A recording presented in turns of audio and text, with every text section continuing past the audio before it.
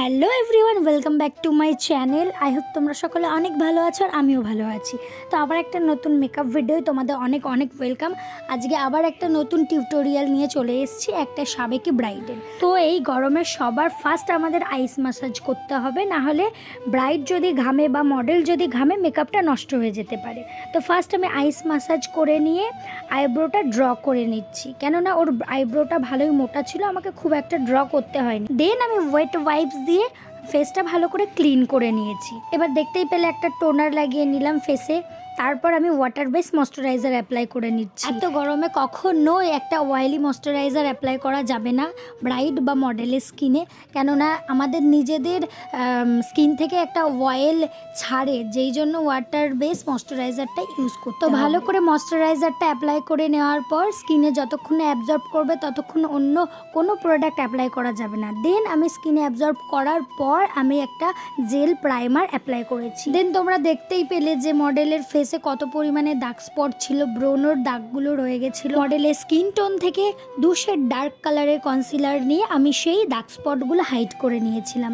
দেন আমি forever 52 and Hooda beauty foundation mix and match করে মডেলের স্কিন টোনটা এনে আমি ফাউন্ডেশনটা অ্যাপ্লাই করে নিচ্ছি। তো দেখতেই পাচ্ছ যে আমি কিছুটা স্কিনে অ্যাপ্লাই করছি ফাউন্ডেশন আর ব্লেন্ড করছি। আমি সম্পূর্ণ ফেসে একবারে ফাউন্ডেশন অ্যাপ্লাই করিনি। এইভাবে এই প্রসেসে যদি আমরা ব্লেন্ড করি তাহলে ব্লেন্ডিংটাও ভালো হবে আর স্কিনটাও খুব স্মুথ লাগবে। আর মডেলের ফেসে আগের থেকে খুবই পিম্পলে ভর্তি ছিল, এমনিতে দাগ স্পট তো আছেই, তার উপর পিম্পলও ছিল, তো সেই কারণে আরও ভালো করে ব্লেন্ড করতে হচ্ছিল। দেন আমি পিএসসির কনসিলার দিয়ে হাইলাইট পয়েন্টে হাইলাইট করে নিচ্ছি। কনসিলারটা ফাউন্ডেশনের সাথে ভালো করে ব্লেন্ড করতে হবে যাতে কোনো হার্শ লাইন বোঝা না যায়। হার্শ লাইন বোঝা গেলে একদম ভালো লাগবে না দেখতে। তাই ভালো করে ব্লেন্ড করে নিচ্ছি। ভালো করে ব্লেন্ড করার পর আমি ক্রিম কন্ট্রোল করব। তো দেখতেই পাচ্ছ এখন আমি ক্রিম কন্ট্রোল করছি।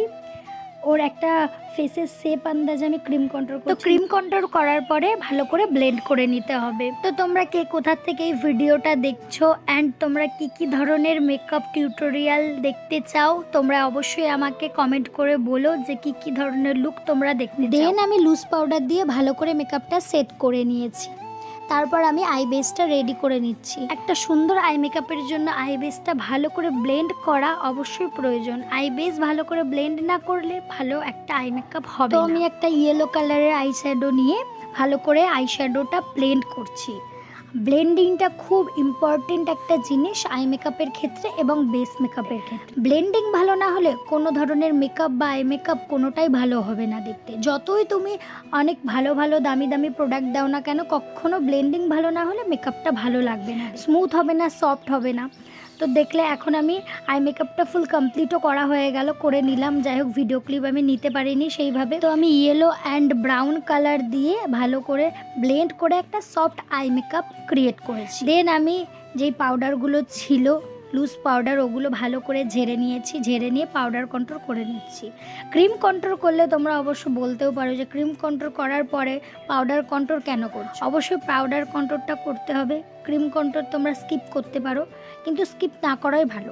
তোমরা পার্টি মেকআপের ক্ষেত্রে স্কিপ করতে পারো, কিন্তু ব্রাইডালের ক্ষেত্রে ক্রিম কন্ট্রোল মাস্ট করতেই হবে, আর সাথে সাথে পাউডার কন্ট্রোল। তো এবার দেখতেই পাচ্ছ ক্রিম কন্ট্রোল করার পর পাউডার কন্ট্রোল করার পর আমি ব্লাশার অ্যাপ্লাই করে নিলাম।